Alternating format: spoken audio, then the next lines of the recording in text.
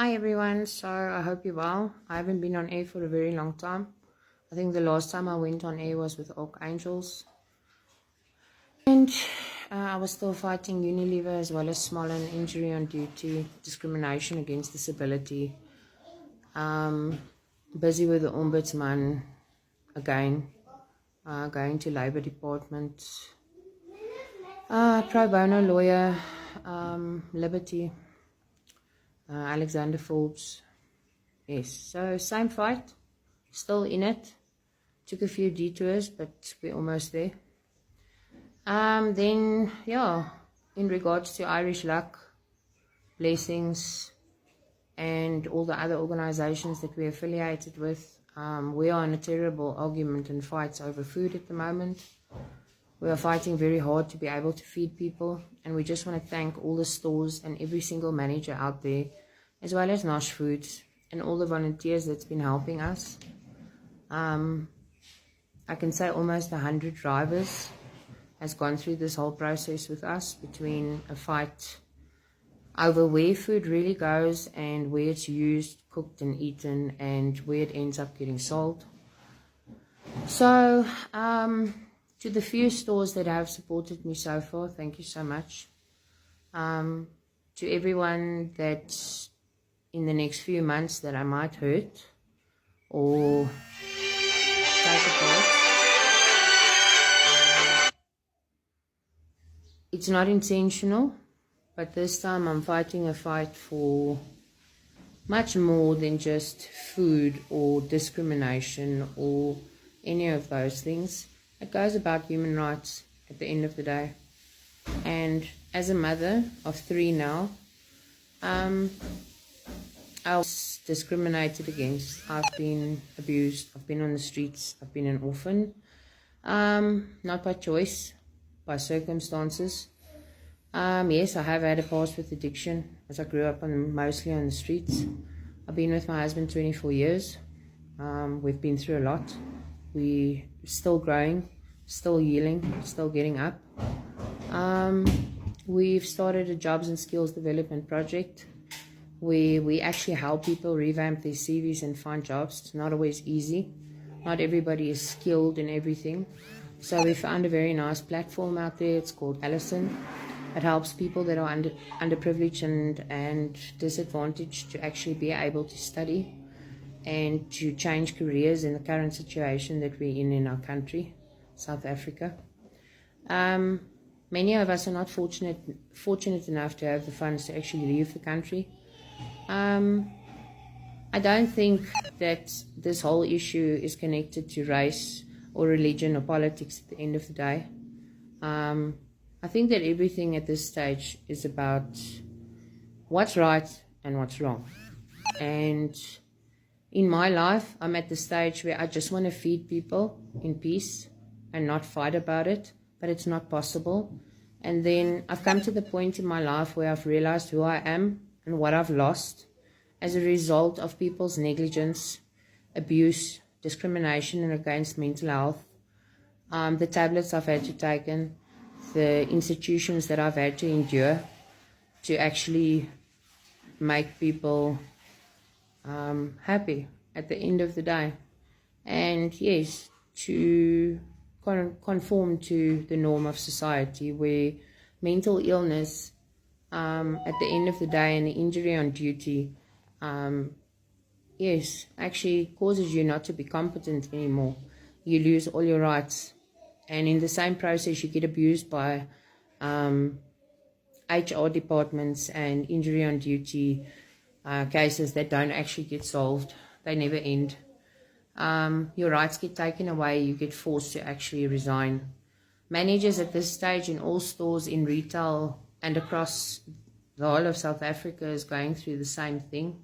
If you can't take the punch, then you got to leave. And as you know, situations have changed with employment in our country as well. And we are busy trying to educate people, firstly, to find jobs through the United States as well as the United Kingdom, and work online, as there are no jobs in South Africa. And as you know, the taxman takes 90% of your income. Doesn't sound like it, but when you end up calculating how much you actually paying out on tax every month, and then obviously not being able to get your benefits back at the end of the day as well. And yeah, paying penalty after penalty after penalty when you're disabled, in my case. Because you're the director of a company that makes no profit. It's a non-profit company. I've taken this upon myself because I'm so able but disabled due to a brain injury that I sustained on duty and severe pressure. Yeah, and I am going live as of today on YouTube and all over, and I will be fighting this fight very visibly. All my indiscretions in life are true, and yes, I've made many mistakes in my life, but it hasn't changed me as a person. It never will. All my views in life, all my morals, ethics or principles. Yes, I've gone above and beyond to survive in my life, and to get up and shake the streets off me and to change. I stood up. I believed in the Smollen and Unilever values in life. I changed my life and became a manager. I crawled before I got there. Before I got to Unilever, we ended up in the shacks due to discrimination as well. Then I got up, and so did my husband. And yeah, we got jobs and we grew up and we changed our lives. And yeah, it takes only one person out there in a company to actually break you, and a whole team of people in companies as well as insurance companies to actually screw your life up to the point where you've lost your house, your cars, you administrated, you're disabled, you can't be employed, they don't want you, they don't actually want to pay you, they forced you to resign while you were having your baby, your last born son. In June 2019, they paid you your last salary on the day after your son was born, then suspended your benefits. Then you got forced to resign to get a pension fund payout to survive with your kids. Yeah.